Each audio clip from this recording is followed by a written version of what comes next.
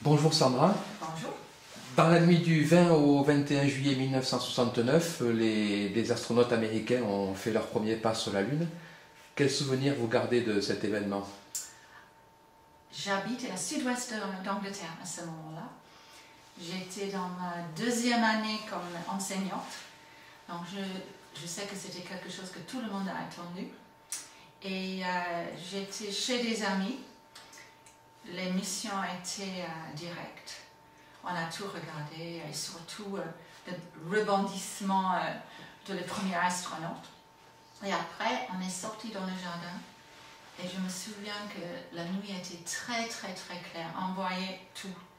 Et on a regardé la Lune, et cette Lune avait l'air d'être tellement proche parce qu'il y avait des êtres humains déjà avec les pieds dessus. Et on a essayé de trouver les petits points de repère comme la mer de tranquillité, mais on n'a pas trouvé. Mais voilà, on a passé au moins 1 heure avec un petit apéritif ou autre chose, parce que c'était dans la nuit. Voilà.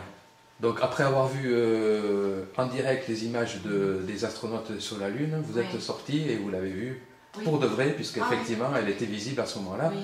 Et la mer de la Tranquillité, c'était la zone, l'endroit où s'était posé Apollo 11. Voilà.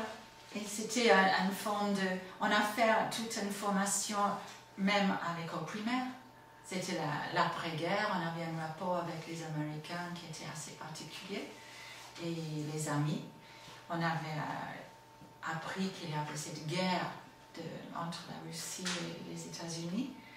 On a suivi, dans mon dernière année de l'école primaire, on avait fait tout un projet sur le Sputnik et on a carrément adopté Laika, le petit chien qu'on a envoyé en espace, et une tristesse énorme avec tous mes camarades, les larmes qui coulaient quand on a appris que Laika était décédé.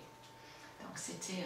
Et après, nos héros de Yuri Gagarin et Alan Shepard aussi, qui a fait la première sortie dans l'espace, c'était devenu partie de notre culture, notre héritage un peu. Oui, parce que là, vous venez de résumer en quelques phrases un peu tout ce qui s'était passé d'important dans l'histoire de l'exploration de l'espace, puisque vous avez parlé de Sputnik, qui est le premier satellite artificiel envoyé par l'Union soviétique. Après, il y a eu les premiers êtres vivants, la chienne Laika, la petite chienne Laika, que vous avez adoptée entre guillemets, puisqu'elle, la pauvre, n'a pas survécu. Mais son âme. Et Yuri Gagarin, donc c'était le héros de toute une génération, et ça allait encore en Russie, puisque c'était le premier homme à avoir fait le tour de la Terre dans un satellite artificiel. Voilà. Et la rivalité USA-URSS, à l'époque, elle était importante pour vous. Oui, je crois qu'on a plutôt regardé la Russie comme le mauvais côté, l'ennemi, parce que c'était l'inconnu en fait. Russie, c'était un pays qui nous a fait peur à cette époque-là. Je ne sais pas pourquoi, c'était peut-être l'enseignement, c'était la géographie qu'on a étudiée. La Russie était un peu le côté inconnu, un peu sombre. Et on était contente que c'était les États-Unis qui ont fait le premier pas. Et parce que j'étais dans la deuxième année d'enseignement, j'avais aussi travaillé beaucoup avec mes élèves. Et on a fait un projet sur la mythologie grecque. Pourquoi on a choisi le nom Apollo. Expliquez-nous pourquoi Apollo. Parce qu'Apollo, c'était le fils de Zeus. Zeus. Et donc, c'était le dieu de la lumière, du soleil, des choses qui étaient...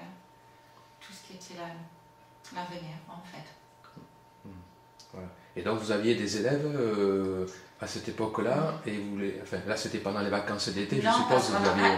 Non, parce qu'en Angleterre, on n'avait que 5 semaines. Et c'était la dernière semaine de juillet. Donc, c'était juste avant. On avait la dernière semaine de juillet, le mois d'août aussi. Donc c'était 1 semaine avant, donc on avait discuté tout ça aussi. Donc on peut dire que pour vos élèves aussi, ça représentait quelque chose. Ils ont eu la chance d'être préparés à cet événement et de comprendre vraiment ce qui se passait. Je crois, oui. Et on avait beaucoup d'espoir qu'il y aurait les suites Mais en fait, pas grand-chose. Il y a eu d'autres missions Oui. sur la Lune, Oui. mais effectivement, ça s'est arrêté au bout de 3 ans, puisqu'en 1972, c'était la dernière mission américaine sur la Lune. Merci beaucoup, Sandra. Merci à vous.